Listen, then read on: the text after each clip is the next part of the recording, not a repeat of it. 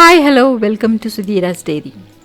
Today I am going to show you very tasty recipe prawn biryani. You might have seen various methods of making biryani, but this method is going to be totally different, easy to make and very tasty. I would share some secret tips of making biryani, so without skipping the video, watch till the end. So let's get into the video. So I'm taking about 500 grams of rice, that is half a kg, and prawns 400 grams. Even if the prawns you have 250 grams, that is fine. So we need to first boil the rice with all the spices. These are the spices I am going to take: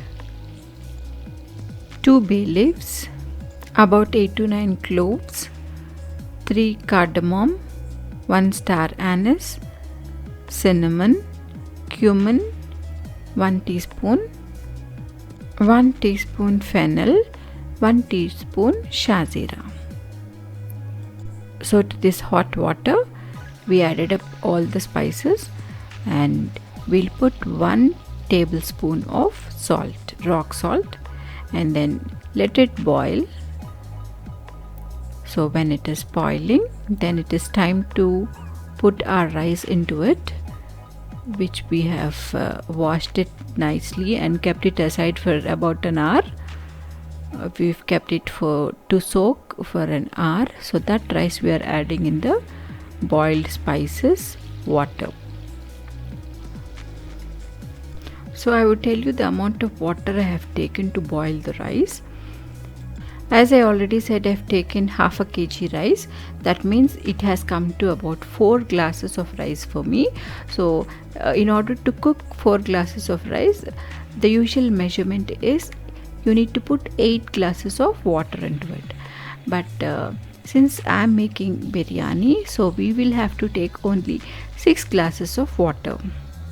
So by the time our rice gets cooked and all the water evaporates, 75% of the rice would get cooked by the time of evaporation of water.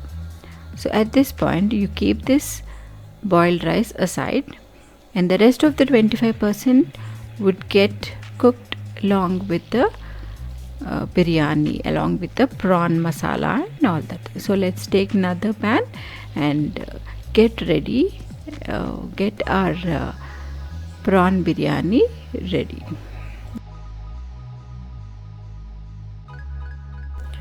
Now I have taken another cooking vessel, heat up the vessel, and then we will add about 3 teaspoons of ghee into it and about 2 tablespoons of any vegetable oil. I am adding ghee and oil together. This gives nice taste to the biryani.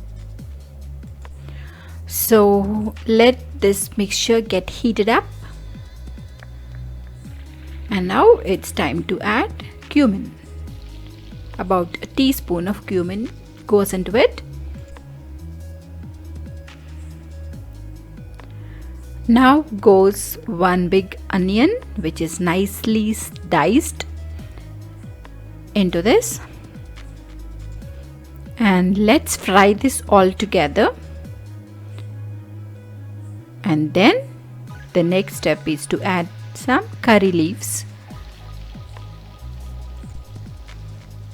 And we would leave the onions, curry leaves and the cumin brown for a while.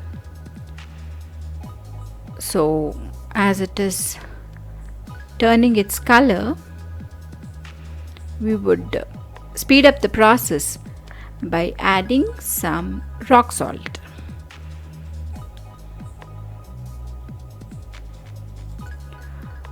So before this I have fried 2 onions into brown color. As you all know, for biryanis we need fried onions. So I have fried it and kept it aside. so that when we layer it at the end, we would sprinkle in between the layers. So for that purpose I have fried it. I missed that clip, so I'm just telling it. So we would continue with the next process. So as you can see, the onions are turning little brown in color. At this point we would add ginger garlic paste. So I have added about 2 tablespoons of ginger garlic paste, and then we have to go on frying it until the raw smell of the ginger garlic paste leaves the dish. So as it is frying, so now it is time for us to add the mint leaves. So 1 bunch of mint leaves are sufficient for this quantity. So I have added it now, and then later on we would add slitted green chilies and fry. So these mint leaves, when they are fried in oil, it gives really good flavor and taste to the rice. So I would say mint leaves are very important for biryanis. So it's a good ingredient, in fact, which has to be added. And once it is done, we would add tomatoes into it. I've taken about 2 tomatoes. Now let's leave the tomatoes to mash nicely. Remember, I am not adding any spices to this curry because we have already added in the rice, so that would be sufficient. Here in this rice I would only add 1 teaspoon of spice powder, and that whole spices I am not adding. And also remember, I did not drain out the water while cooking the rice, so all the spices flavor is absorbed by the rice, so nothing is going waste. I also added 1 lemon in the rice at the end. Now it is time for us to add prawns. So these prawns are thoroughly washed with turmeric and rock salt, so that a rotten smell that usually prawns gives, if it is frozen, would come out. If it is fresh prawns, usually we don't get that rotten smell, but it is better to wash it with turmeric and rock salt. So I washed it nicely. Now we would mix all this together, and then we would lid it up so that the prawns would leave water.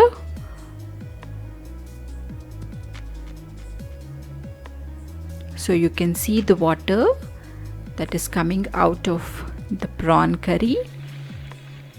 So let this water also be absorbed, and then we would add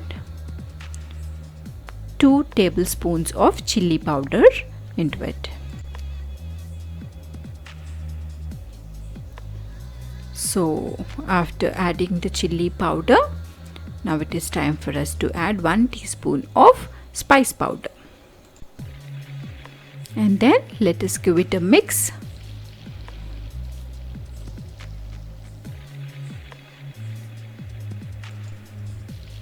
And we can see slowly the water is being absorbed by the prawns. So we would add 1 teaspoon of coriander powder and 1 teaspoon of cumin. Okay, now give it a mix. And then the next ingredient would go into it is about 2 tablespoons of curd. So this curd goes into it, and give it a mix.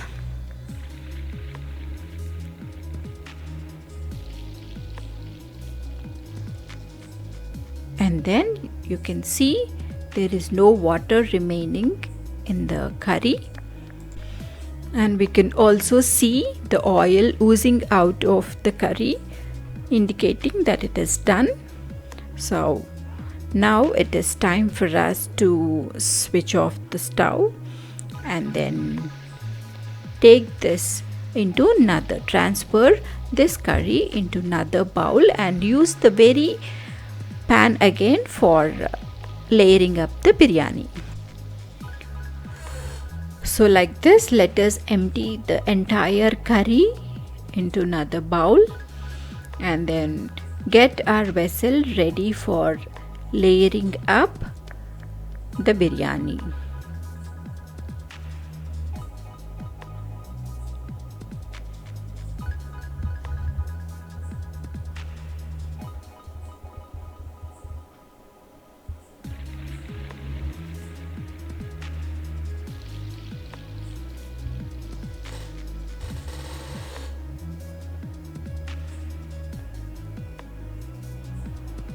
So now the first bottom layer goes some rice. So we would sprinkle some rice and then we'll get all our add-ons ready to layer it up. So once after the rice in the bottom, on the top layer of it goes our biryani, our curry prawns. Spread the prawns and then spread the brown onions. So like that we need to go on layering up depending upon the quantity of rice and the curry we have. So adjust accordingly the number of layers. So for every layer we would sprinkle the brown onions and the mint leaves and coriander leaves, and then we would sprinkle some curd on top of it. So likewise we go on layering it up. So what happens when we add curd is it would break down the extra spices and then it would equalize the entire biryani and gives unique same taste throughout the biryani. So it is a very good ingredient. So go on adding all these things. If you want, you can also add dry fruits into it. So like that, and on top of this you would add some colored milk. Like you can take some color powder or any edible colors and then mix it in the milk and then sprinkle on top of all the layers so that you can see colored rice in between the biryani. For the texture and the look we add, it's totally optional. So once this is done, just lid it up and keep weight on top of it so that the pressure from the biryani doesn't escape. So for the first 5 minutes on a higher flame and later on simmer it up and keep it for 10 minutes and then our dish is ready. So after switching off the stove, then after 15 minutes you open it up and then mix the entire biryani up and down so that the prawns and the color that we have put and everything, all the layers would get mixed up nicely and it would give a nice texture to the biryani. So after that vigorous mix, you just have to plate in the biryani, and that is how our biryani would come out. Very tasty and awesome. You should definitely try it at home and do let me how it came for you in the comment section below. Thank you so much for watching this video.